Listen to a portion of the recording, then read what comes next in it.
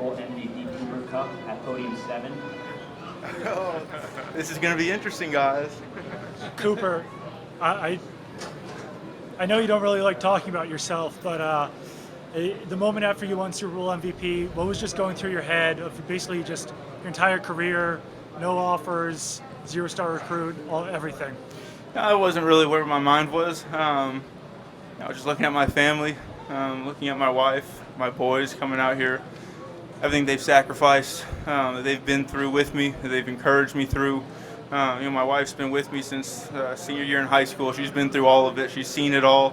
She knows the sacrifices because she's lived the sacrifices herself as well. I was just it was so amazing being able to see them while I was up on that podium. There was in 2019 we walked off the field that last time after losing to the Patriots. I wasn't able to be a part of that thing. But I don't know what it was.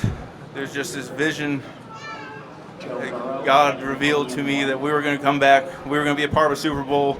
We were going to win it.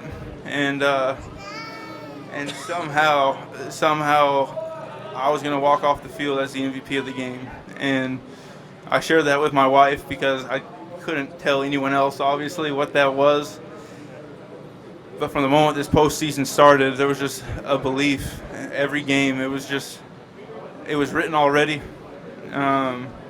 It was written already, and I just got to play free, knowing that, I got to play from victory, not for victory. I got to play in a place where I was validated, not from anything that happened on the field, but because of my worth in God and my Father. And I'm just so incredibly thankful. In that moment you're talking about, I just felt like I was just so undeserving of what that was in that moment, because it was, the people that I've been able to play with, the people that I've been around, the players that I get to play with, to come into work with every single day, the coaches that I get to work with, to collaborate with. It's just been the perfect team, the perfect setup. I'm just so thankful for everyone that's been around me. It was, it really, I don't know if it still really hasn't hit me. How was that vision revealed to you? How was that vision revealed to you? It was just walking off the field. It was as clear as day. I walked off the field. I turned around before walking back through the tunnel, and it just hit me. It was as clear as I can see you guys here right now.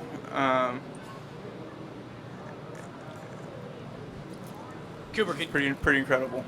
Can you walk us through your route on the winning touchdown and what you're supposed to do on that play? It looked like you're trying to get leverage inside and then go outside. Yeah, we had a little run alert in. We can call the run if we get the look we want to. We'll get man or something. We get a 0. I think we ended up getting a 0 on that one. We're able to alert things, alert and throw a little fade ball out there. Eli Apple had been playing me pretty well the entire game. Really came up, challenged me.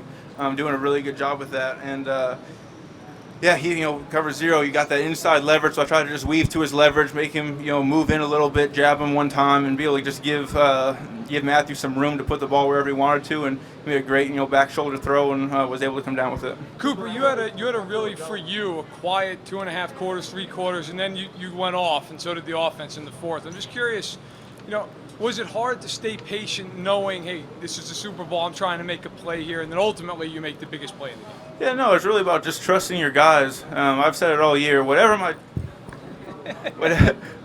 asked of me, whatever my job's going to be, I just want to execute to the best of my ability. If that is, sometimes it's run blocking, it could be pass blocking, it could be just running to get someone else open, setting picks, whatever it is. I just want to execute my job to the best of my ability, and I trust that as the game goes on, I'll have opportunities as well, and I just want to stay ready for those things, stay locked in. Sometimes you're on the backside of a play.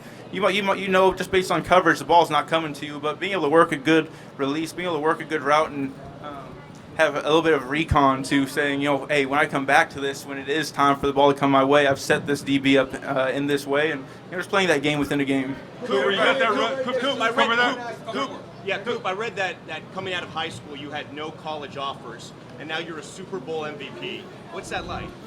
I don't really think about it. It's just part of my journey. I was supposed to go to Eastern Washington. I've met so many great friends, so many guys from my time at Eastern that were standing up there with me in my wedding. Lifelong friendships.